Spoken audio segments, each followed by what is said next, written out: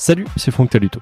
Ce mois-ci, je vous propose une conversation avec Laurent Batles qui s'était très peu exprimé depuis son départ de l'AS Saint-Etienne en décembre 2023. On a bien entendu évoquer l'année et demie qu'il y a passé sur le banc, mais plus largement sa vie d'entraîneur, comment est venue sa vocation, les idées qu'il porte et l'évolution de ce poste. Dessous de verre numéro 53, c'est parti.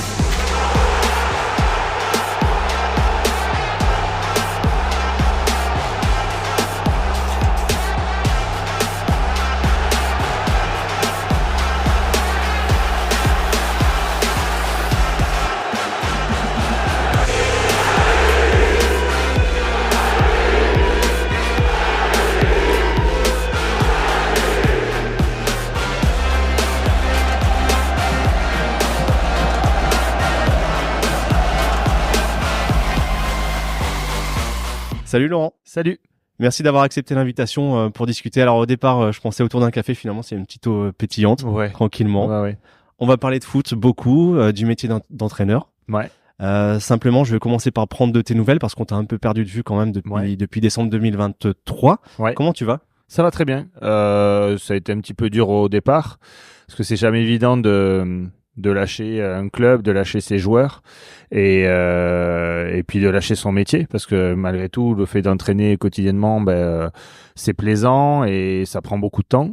Donc après, on a un peu plus de temps pour soi, mais là, c'est vrai que je m'étais laissé un petit peu de temps de repos et puis là, après maintenant, j'ai repris un petit peu de travail, notamment en consultant à Canal+, en faisant quelques émissions.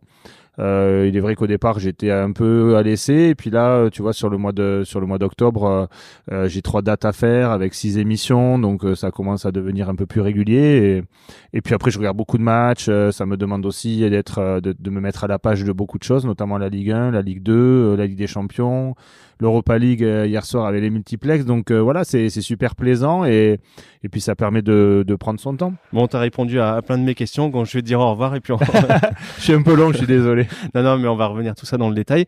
Ma première question, c'était pour en avoir discuté avec plusieurs entraîneurs, soit qui étaient en activité, soit qui étaient en attente, comme c'est ton cas en ce moment. C'est un métier qui est un peu paradoxal parce que quand vous l'exercez, vous avez une vie de fou. Ouais. Vous n'avez pas une minute à vous. Et même quand vous êtes libre, quelque part, ça cogite aussi. Ouais, totalement. Mais en même temps, quand ça s'arrête, il y a une petite période, comme tu le disais, de décompression. Mais très vite, ça vous manque. Ce que je viens de dire, c'est quelque chose dans laquelle tu te reconnais. Ah, totalement, oui. C'est vrai que... Au départ, en fait, quand on arrête, on a à la fois le manque de, comme je disais, d'entraîner, d'être au quotidien avec son staff, d'être au quotidien avec ses joueurs. Et puis après, tu passes dans un autre contexte, c'est-à-dire que ce que tu n'as pas pu faire pendant les mois où tu travailles, tu prends un peu plus de temps, notamment avec ta famille, tu prends un peu plus de temps pour toi. Moi, il est vrai que je joue beaucoup au paddle depuis 1 an, donc ça me permet de jouer avec mes amis, de jouer contre d'autres personnes. Et puis après, tu as l'autre passage. C'est-à-dire que quand tu as commencé à faire beaucoup de choses, après, tu as le passage où ça commence à te titiller, de revenir un petit peu dans le football, de revenir un petit peu visible, de voir beaucoup de matchs, de s'intéresser à ce qu'il se passe. Parce qu'après, tu te dis que si jamais tu as un poste qui arrive, il faut être quand même au courant de tout ce qui se passe et de connaître malgré tout par cœur ce qui se passe en Ligue 1, en Ligue 2 et à l'étranger, non, parce que j'ai pas particulièrement aujourd'hui d'aller à l'étranger, mais au moins d'être au courant de tout ce qui se passe aujourd'hui, notamment aujourd'hui en Ligue 2, parce que la Ligue 1, on sait que c'est très compliqué, notamment à voir, mais connaître par cœur un petit peu les clubs qui peuvent prétendre être intéressants pour un projet. On sait que c'est un métier qui est où il faut être notamment mobile. Ça veut dire que toi, en permanence, ou presque, tu es prêt si demain on t'appelle à bouger?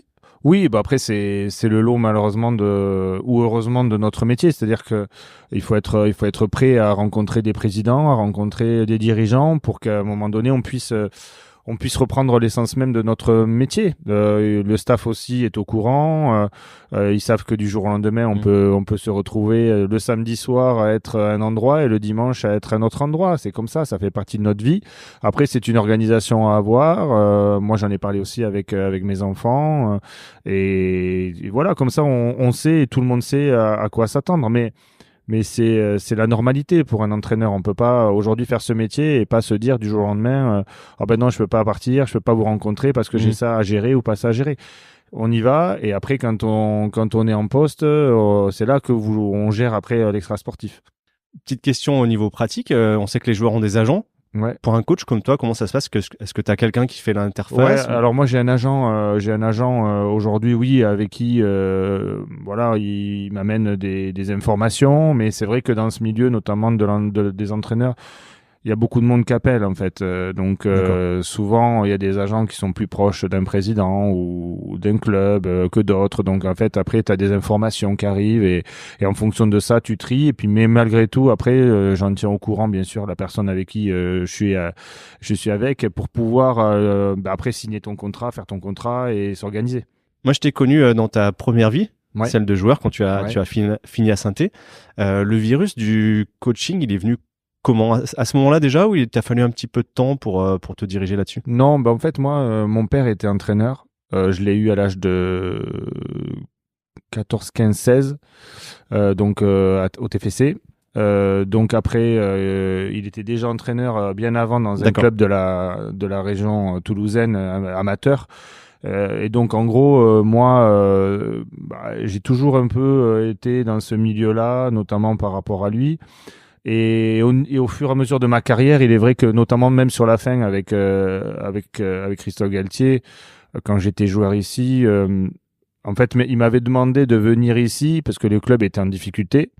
Ça faisait 3 ans qu'ils étaient 17e, qu'ils n'arrivaient pas trop à s'en sortir. Il reprend le club et puis il m'appelle et il me dit ouais, il faut que ça serait bien que tu viennes parce que j'ai besoin d'expérience, que tu viennes m'aider. Je l'avais connu moi en tant qu'adjoint à Bastia. À Bastia, d'accord. Et donc en gros, mais déjà dans mon fonctionnement, j'étais dans un fonctionnement joueur parce que j'étais très compétiteur et j'ai Compétitif voilà, aussi. compétitif aussi.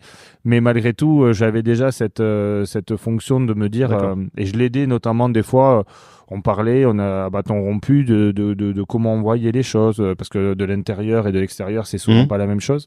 Et puis de football. Et puis c'est vrai que j'aimais ça, j'aimais aussi de temps en temps me dire pourquoi aujourd'hui il fait ça, pourquoi il veut mettre ça en place. Et donc en fait c'était une réflexion qui était déjà chez moi. Ouais. Il y a eu une époque où il suffisait entre guillemets d'avoir été joueur de haut niveau pour devenir entraîneur.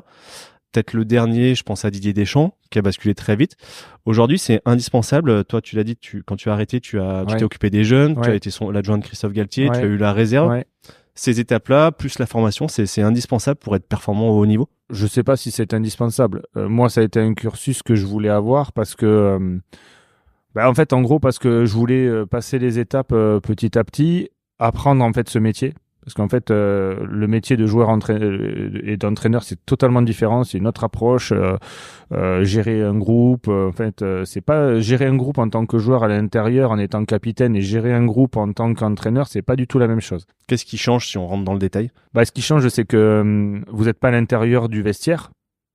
Donc en gros, ce que vous vivez au quotidien avec les joueurs et la légitimité que vous avez en tant que joueur, c'est pas la même chose que quand vous êtes entraîneur, parce que quand vous êtes entraîneur, le vestiaire ne vous appartient pas. Alors quand vous êtes joueur et notamment quand j'étais capitaine, j'étais capable de dire des fois des choses à certains joueurs, mais parce que j'étais aussi sur le terrain et c'est des collègues de travail. C'est pas en fait, il y a pas ce fonctionnement de joueur-entraîneur et de dissocier en fait le lien de subordination un peu. Voilà, parce qu'en fait quand vous êtes au même niveau qu'eux, donc vous pouvez leur dire des choses que quand vous êtes au-dessus, il y a quand même il y a une communication à avoir, tu peux pas parler à tout le monde de la même façon, alors que quand j'étais joueur, j'étais capable de dire la même chose à tout le monde et de façon très à la fois très forte. Mais quand vous êtes entraîneur, vous parlez de façon très forte, mais pas de la même façon.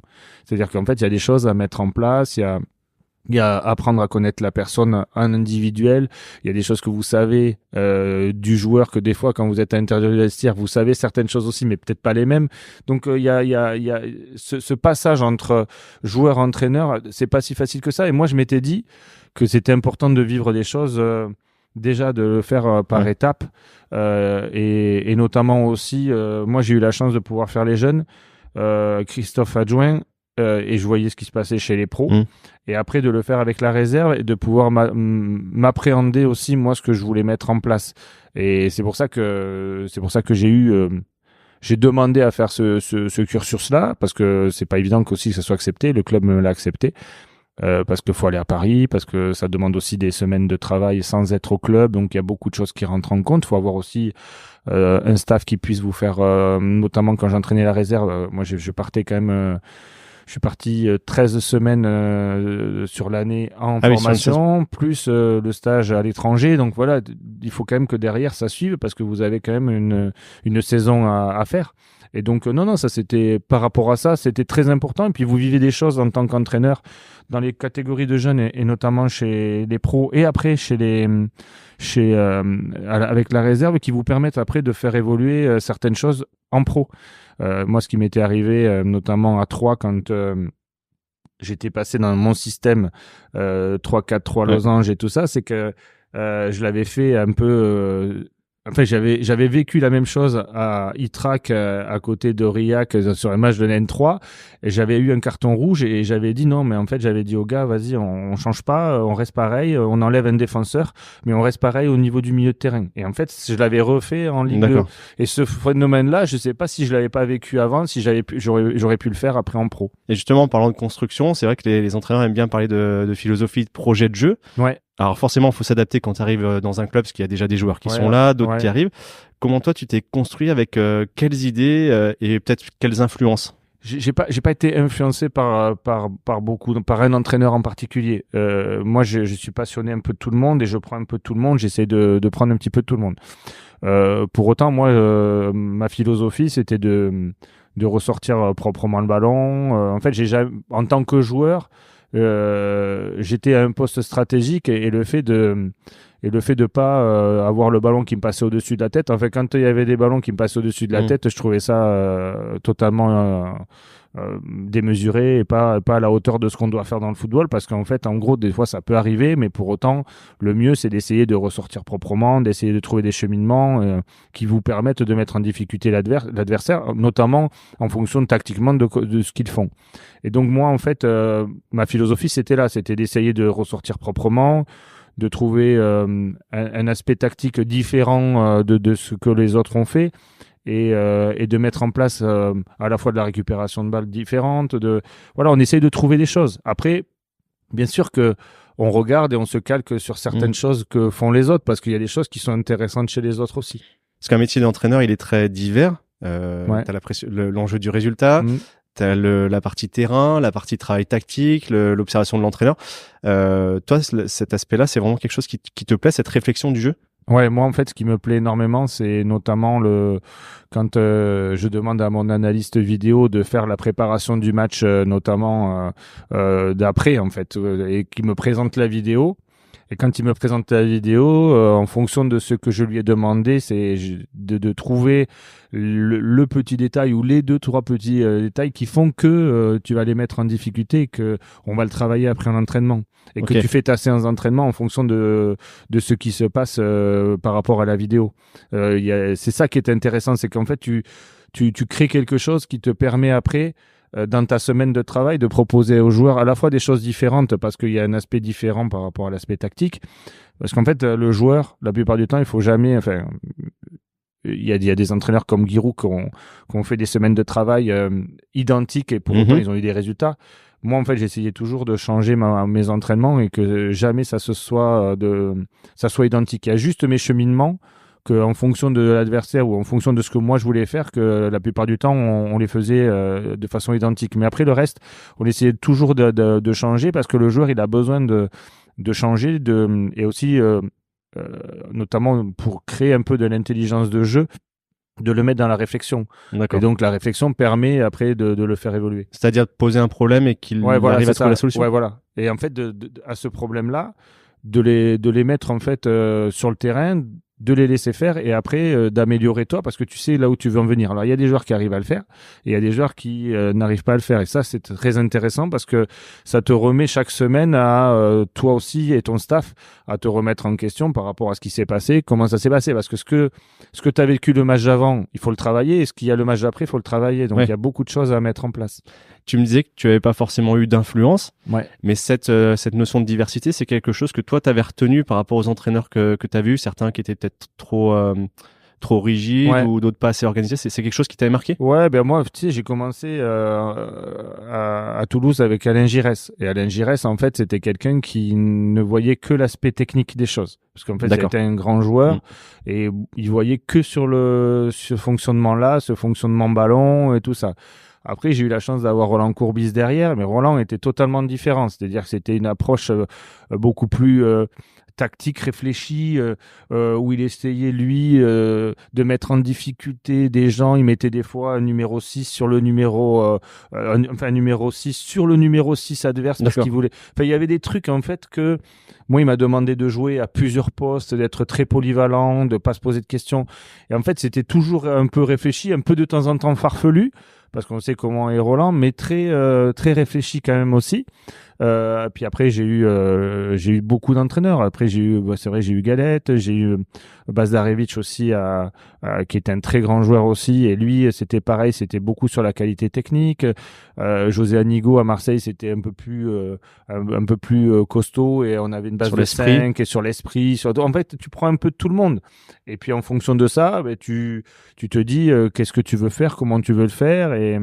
Mais Christian Gourcuff aussi, que j'ai eu à Rennes pas longtemps, mais qui était dans une approche très technique et très tactique de la chose. Et lui nous faisait faire du 11 contre 0. Tu vois, Ok, avide. à vide. Et alors quand tu joues, ça va, mais quand tu es remplaçant et que tu regardes, tu vois, il y a des choses que moi, je le fais jamais, quoi. Ça, je le fais pas. Parce que le 11 contre 0 et que tu as 11 mecs qui attendent sur le côté, tu vois, c'était une forme d'entraînement qui peut-être pouvait être intéressant. Et tu faisais, tu répétais, mais quand tu t'attends à côté, enfin, tu vois, pour les autres, c'est pas facile. Donc, quand tu vois, il y a il faut concerner tout le monde aussi parce il y a des entraîneurs. Moi, j'ai connu notamment Guy Lacombe aussi, qui c'était très intéressant au niveau tactique, très intéressant dans une certaine approche, mais souvent ça changeait pas trop parce qu'à l'époque, les entraîneurs changeaient pas trop leur équipe. Et puis on était moins nombreux. Ouais, Tu vois, il y avait d'autres. Donc en fait, tu prends un peu de tout le monde et puis après, tu essaies de faire toi un petit peu ta mayonnaise et puis pour essayer que ça marche.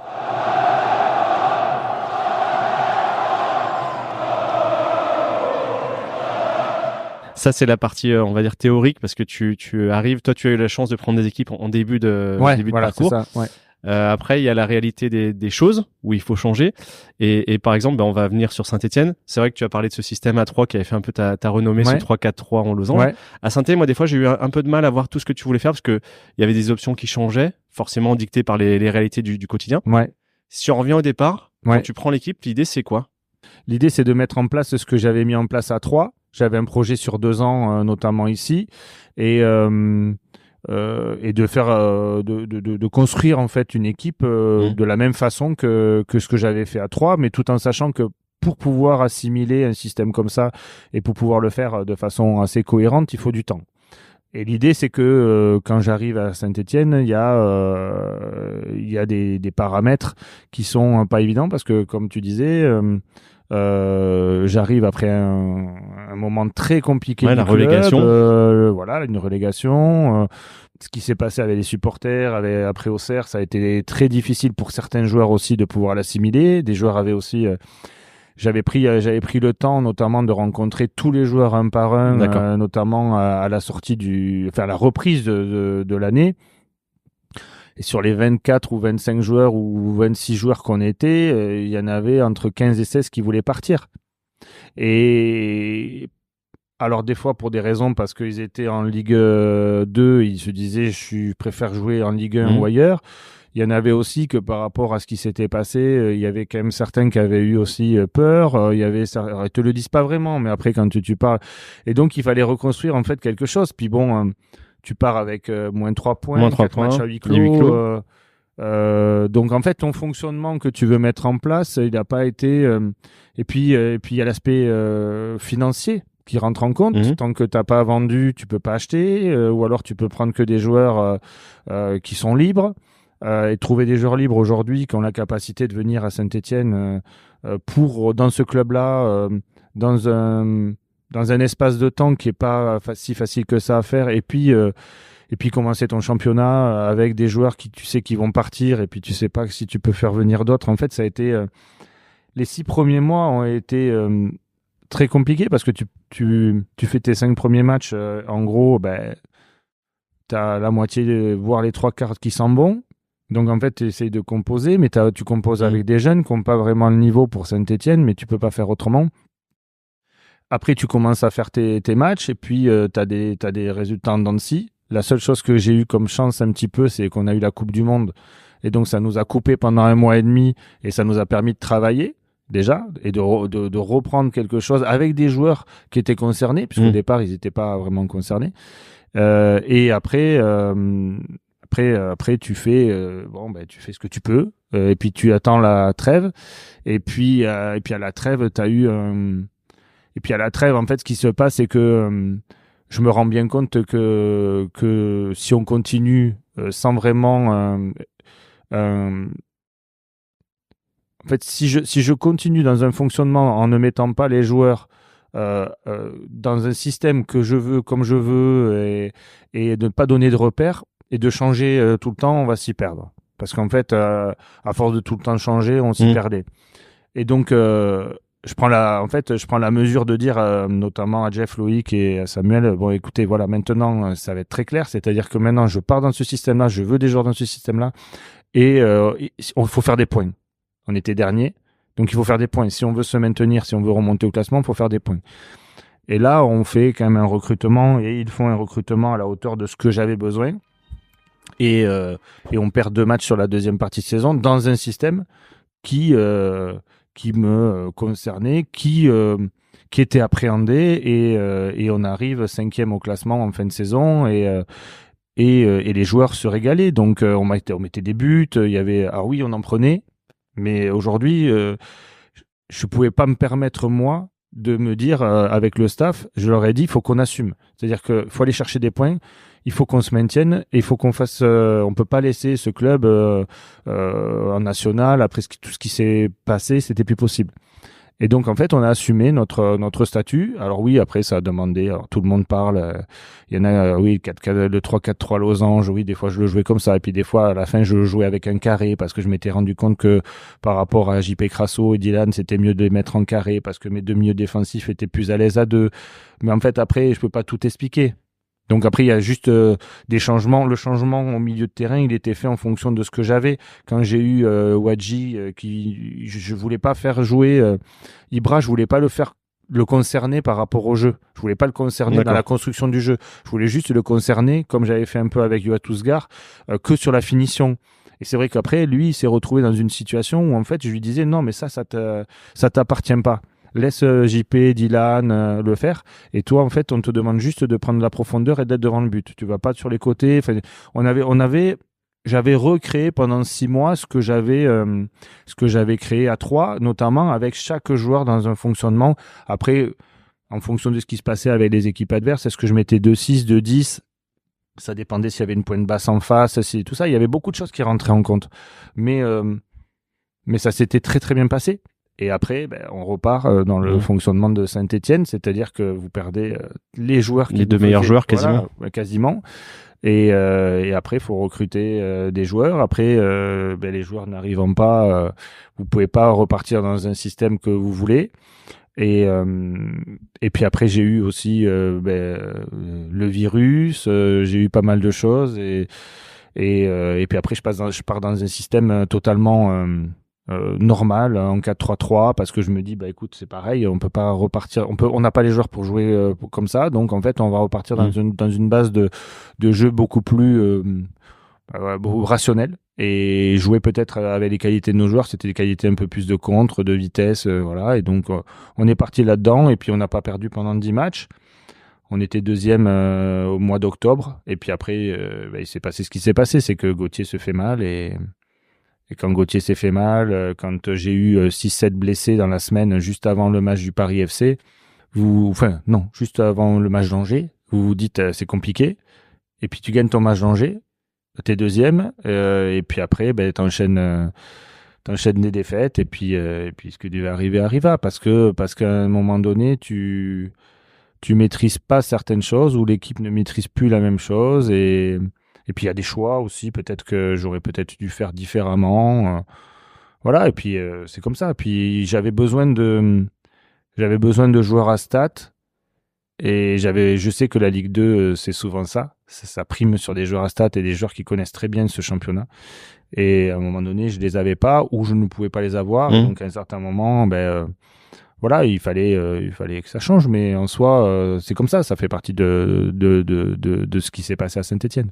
Quand ça s'arrête, après Guingamp début décembre, est-ce qu'on peut faire un parallèle avec une rupture amoureuse et les différentes phases, voilà, le déni, la colère, la déception, la reconstruction? Est-ce que quand on est coach et que ça s'arrête brutalement, est-ce qu'il y a un peu ces phases où Non, après, non, parce que en fait, quand j'ai annoncé la sortie du match de Guingamp, bon, je savais très bien que après autant de défaites, c'était plus possible. Et puis c'est normal, ça fait partie de notre métier. Mais en fait, j'ai annoncé au groupe et à tout le monde, il y avait tout le monde qui était dans le vestiaire. J'ai annoncé au groupe, tout le monde, tous les joueurs sont venus. Tu vois, il y a beaucoup de joueurs qui pleuraient, il y a beaucoup de trucs. Et même moi, en fait, il y avait le staff, on n'avait pas envie de lâcher tout le monde, quoi. Tu vois, ça a été des moments assez compliqués. Il y a après, j'ai eu beaucoup de messages de mes joueurs. Après, oui, il y en a peut-être non, parce que ceux que tu faisais, tu fais pas jouer ou moins jouer. Bon, mais ça fait partie du truc. Mais pour autant, j'ai toujours eu, voilà, ils m'ont tous, je les ai tous accompagnés. Donc, à un certain moment, je les ai accompagnés dans leur vie de tous les jours, à la fois sur le terrain, mais aussi en dehors, parce que tu crées des choses aussi avec leur famille et tout ça. Donc après, ça s'entend et voilà. Mais non, pas de colère, pas de. La seule chose qui me dérangeait, c'était que je savais qu'à un moment donné, ça allait. Que le fonctionnement allait payer. Je savais qu'il fallait, notamment, il me fallait un peu de temps, parce qu'en fait, on est quand même que 5e quand je m'en vais, et il me fallait juste trois joueurs qui puissent me faire des différences, parce que je savais qu'après, derrière, on avait la capacité à être solide. La première année, on était un peu moins solide. C'est pour ça qu'on avait été chercher battu avec un peu plus de valeur athlétique. Voilà, il y avait des choses que je savais qu'elles allaient marcher, mais malheureusement, quand ça marche pas au niveau des résultats, ça doit s'arrêter. Et puis ça fait partie du métier. C'est au moment de fêter la montée où il y en a plusieurs. Ouais. Je me souviens notamment de Florent Tardieu en direct à la télé qui te fait un petit coucou. T'es devant ton poste à ce moment-là, ouais. Oui, bien sûr, j'ai regardé. Moi, je souhaitais qu'une chose, c'est que ce club remonte.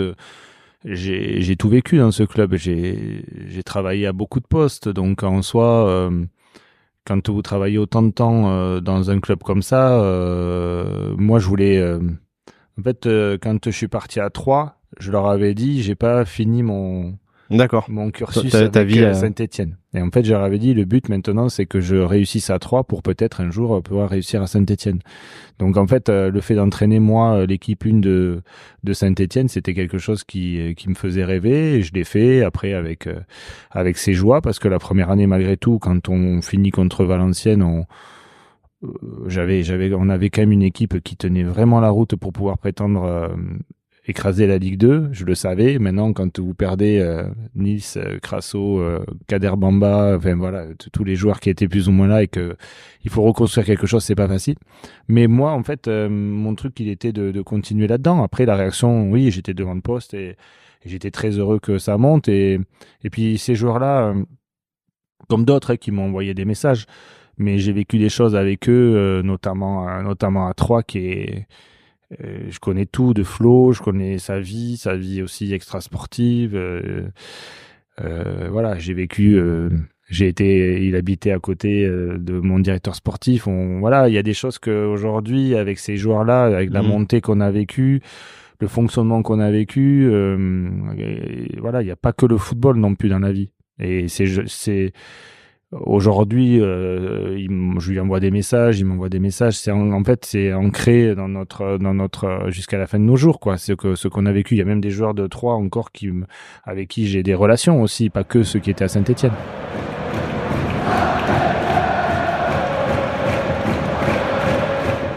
Il y a une phrase de Nelson Mandela que j'aime bien qui dit: soit je gagne, soit j'apprends. Sur cette année et demie et sur la fin de cette aventure, qu'est-ce que tu as retenu qui pourra te servir dans la suite de ton métier? Ça a été très enrichissant en termes de vie d'entraîneur, parce que un club comme Saint-Étienne, un club quand même où il y a quand même beaucoup de pression, en fait, t'apprends à parler avec les journalistes. Parce que à 3, c'est vraiment une grosse différence, ouais, avec 3 par exemple. J'avais deux journalistes, alors qui étaient très compétents, mais pour autant, quand t'en as une vingtaine et que t'en as deux, c'est pas la même chose. Et puis, il faut apprendre aussi à jauger un peu tout le monde, à connaître un peu tout le monde. Tu sais qui c'est qui va dire ça, comment ça va être dit. Tu te doutes bien que peut-être avant les conférences de presse, il y a peut-être aussi des gens qui disent on va dire ça, toi tu vas dire ça. Enfin bon voilà, c'est comme ça fait partie du métier. Moi après j'ai appris pas mal de choses par rapport à ça aux conférences de presse.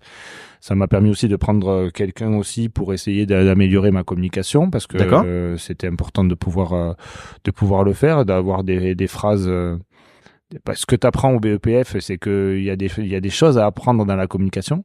Et donc, en fait, tu peux, même si tu parles pas trop mal, le faire. Mais malgré tout, je pense qu'il fallait avoir aussi de temps en temps des professionnels de la communication qui puissent te donner à la fois des repères, après des phrases clés. Donc, je préparais mes conférences de presse de toute façon avec cette personne-là pour essayer d'être le plus cohérent, le plus compétent possible par rapport à vous.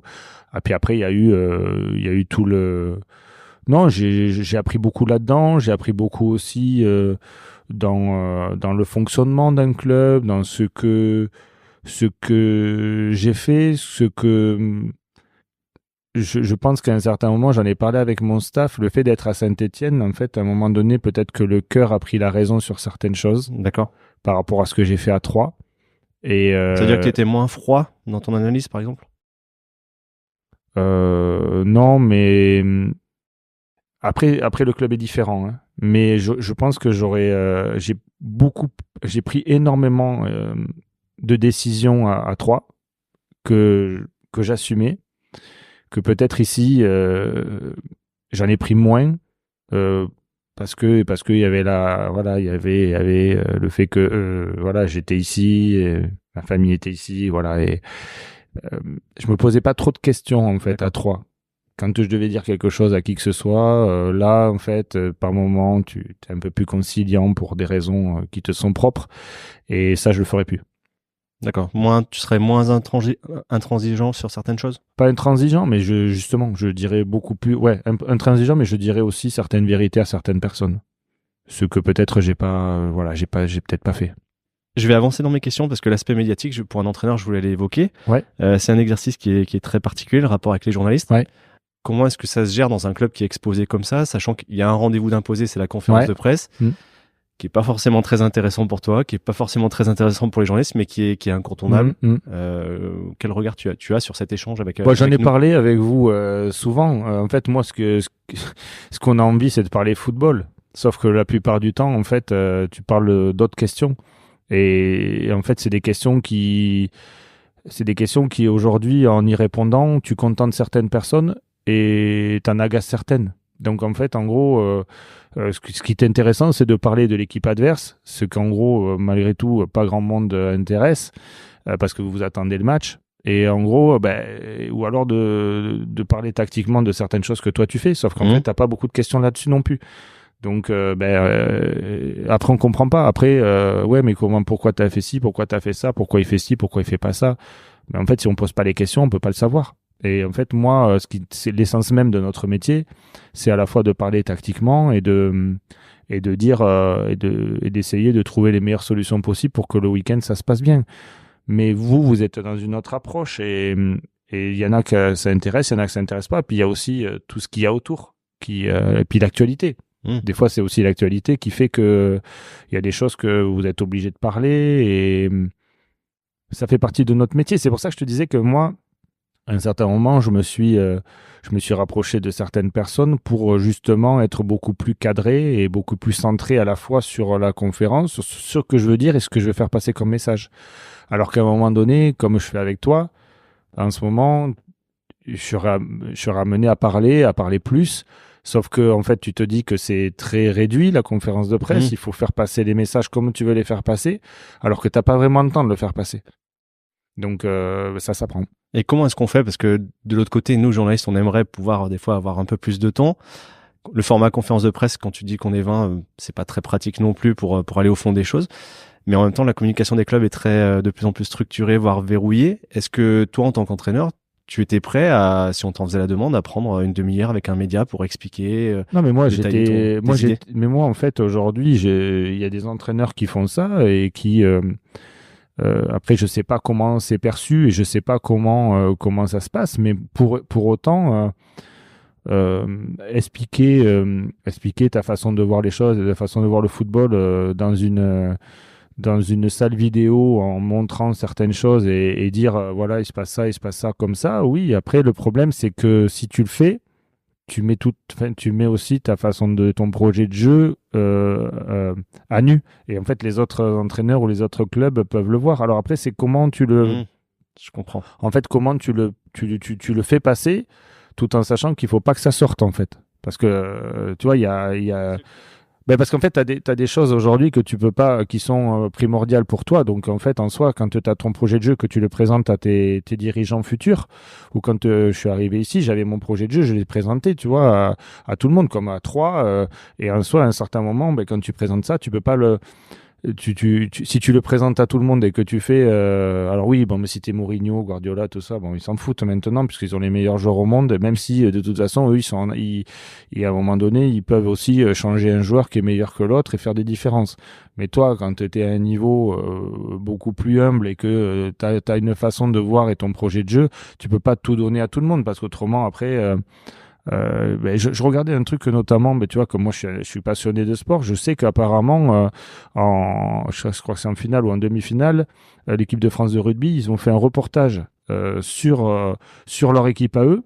Et en fait, je sais plus si c'est en demi-finale, qui c'est qu'ils ont joué ou c'était en finale ou l'Australie. En fait, je crois qu'ils se sont rendus compte sur le petit reportage que ce qu'ils faisaient, ça leur a servi à eux pour le match.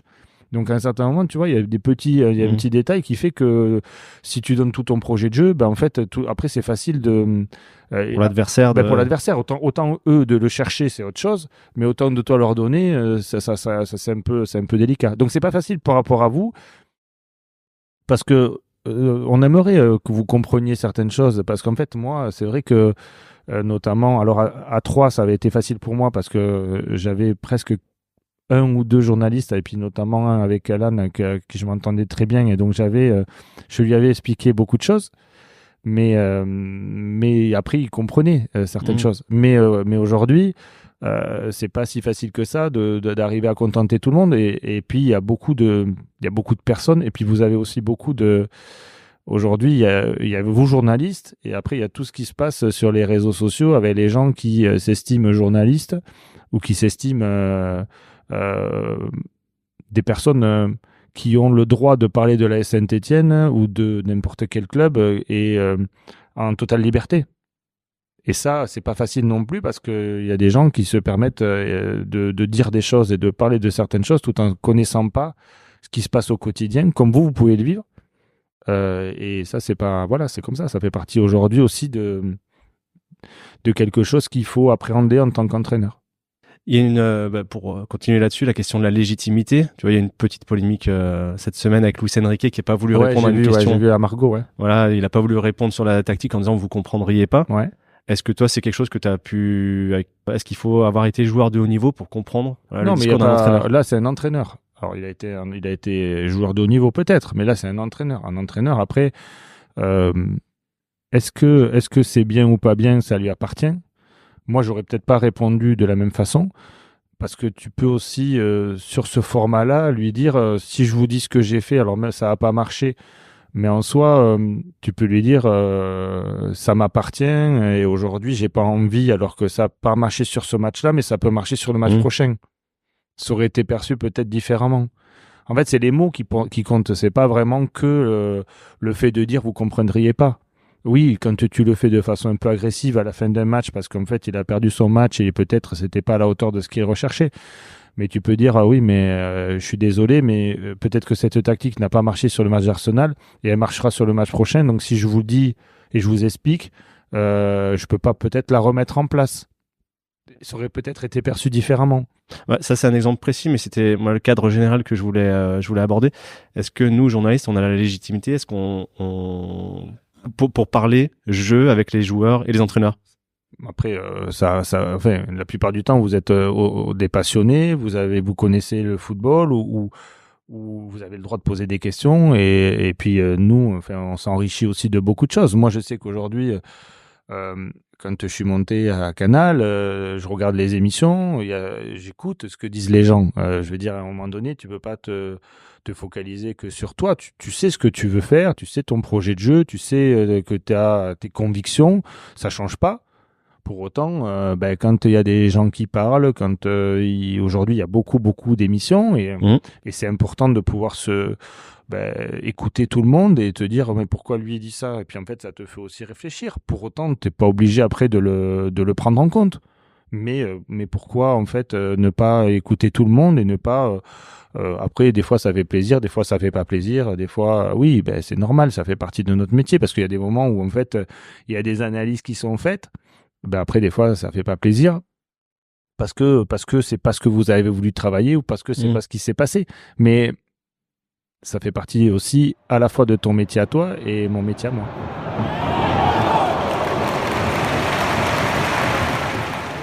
Tous ces échanges et puis aussi l'expérience en avançant dans l'âge et dans ta carrière, est-ce que ça te fait évoluer? Alors tu dis que tu restais fidèle à tes principes, mais est-ce que ça fait évoluer ta vision des choses ou ton attitude vis-à-vis par exemple de ton groupe? Je vais aller au bout de ma question.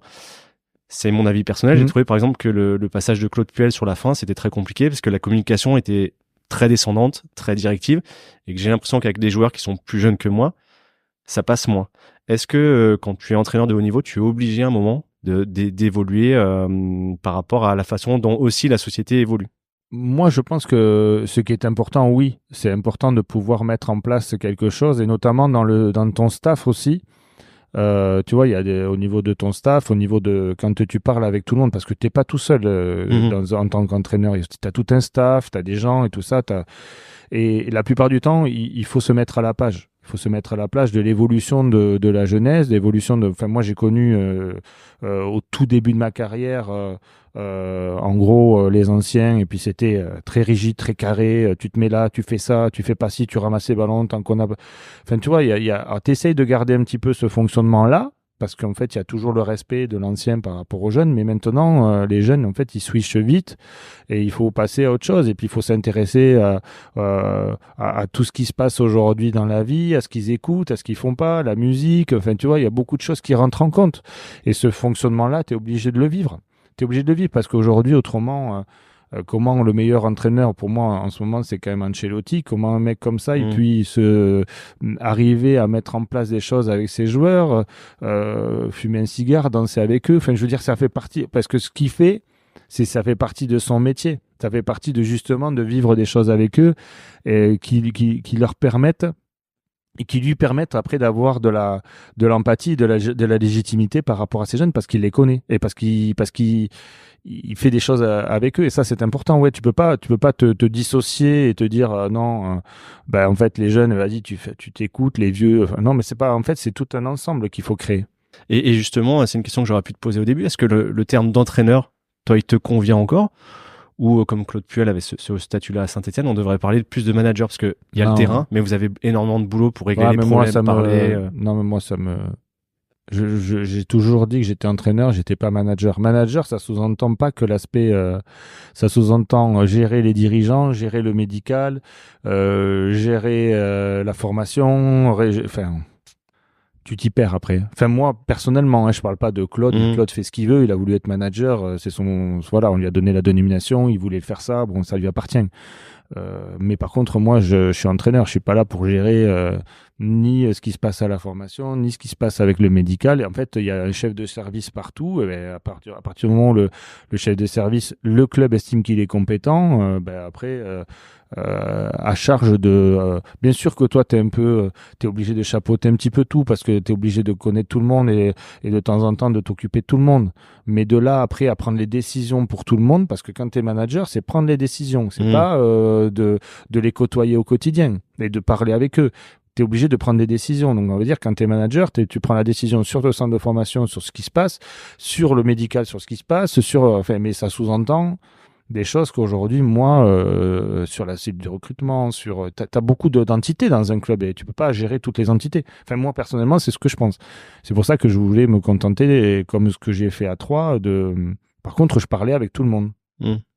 T'as la com aussi, quand t'es manager, tu dois gérer aussi la com, le service com et tout ça. Enfin, bon. Donc oui, c'est du temps et de l'énergie Ouais, que tu mets pas. ouais, tu mets pas après en termes de. Alors, peut-être qu'il y en a qui arrivent à le gérer, mais il y en a qui arrivent pas, qui arrivent pas à le gérer. Alors après, chacun fait comme il le veut. Moi, déjà, je suis un jeune entraîneur, donc j'avais pas la prétention Mais moi, je pense qu'aujourd'hui, être manager, enfin, je crois que Francaise a voulu le faire à Lens, il est à Nice. Il l'a fait une année. Ouais, en termes d'énergie, ça doit être super dur. Et puis c'est surtout, en termes d'énergie, mais c'est surtout Et puis que nerveusement. tu as des décisions à prendre qui t'incombent pas. Et en plus, quand tu es manager, après, ce qui se passe, c'est toujours pareil. C'est que quand tu gères tous les services, le mec qui est chef de service, il te dit, ah non, mais moi, c'est plus moi qui prends une décision, c'est lui. Donc en fait, après, mais si t'es pas au courant et que tu prends des décisions qui sont à l'encontre, enfin, tu vois, tu pars dans des choses après. Et moi, quand Franck, il a voulu le faire à Lens, bonne chance. Et puis, ça n'a pas duré longtemps. Hein. Pour revenir sur le rectangle vert, tu nous as expliqué que tu étais devenu un peu consultant. Ouais. Question toute simple, mais le foot, le jeu, le sport en lui-même, est-ce que tu es toujours passionné après 30 années dans le monde pro? Ah oui, totalement. Totalement. Je suis passionné je suis passionné de football, je suis passionné du sport en général, je me sers un petit peu de beaucoup de choses, je regarde beaucoup de choses. Là, c'est vrai que en allant à Canal, en plus, tu vois, je fais le late 360 où tu parles de rugby, tu parles un peu de tout, tu vois, il y a beaucoup de choses qui rentrent en compte, tu vois. Et donc, en gros, ça te permet d'être à la page de beaucoup de choses et puis tu te rends compte que quand tu parles avec Mathieu Blain ou avec d'autres personnes, que ils ont aussi une approche, tu parles en dehors des plateaux, tu te rends compte de ce qui se passe et ils t'expliquent aussi certaines choses aussi du rugby. Donc tu vois, ça t'enrichit malgré tout. Et donc non, je suis passionné, oui, je suis passionné. Et puis ça sera, je pense, tout au long de ma vie. Tu peux pas aujourd'hui faire ce que j'ai fait pendant 30 ans et te dire du jour au lendemain, ça s'arrête comme ça. Tu sais, j'étais à Vosges hier soir pour emmener mon fils à l'entraînement. J'ai parlé avec l'entraîneur des U18 parce qu'il avait un truc tactique. Il me dit qu'est-ce que t'en penses? Et je lui ai donné mon avis parce que c'est comme ça. Ça me fait plaisir. Et puis c'est surtout que tu parles de football. Est-ce que tu arrives encore à regarder des matchs sans cet œil de technicien pour le plaisir ou ça travaille toujours quelque part? Non, en fait. Pour le plaisir, c'est pas. Oui, pour le plaisir, tu regardes. Mais malgré tout, tu t'intéresses toujours à certaines choses et tu t'intéresses toujours à l'aspect tactique et tu te dis pourquoi il fait ça, pourquoi il le met en place, pourquoi il fait jouer lui là. Ouais, il y a des choses que tu essaies de te poser malgré tout, quand même quelques questions parce que tu peux te dire aussi que, comme je l'ai dit tout à l'heure, ça peut arriver du jour au lendemain de rebasculer. Et si tu rebascules, il faut être prêt à pouvoir aussi proposer des choses peut-être différentes, même si tu as ton projet qui avec tes convictions et qui tu penses qui va réussir. On arrive sur la fin tout doucement. Ouais. Je t'ai déjà pris beaucoup de temps. Non, mais c'est vrai, il n'y a pas de souci. J'avais une dernière question qui est totalement distincte de ça. Bah, tu connais maintenant le principe de ce podcast où on a le temps de se poser, d'échanger.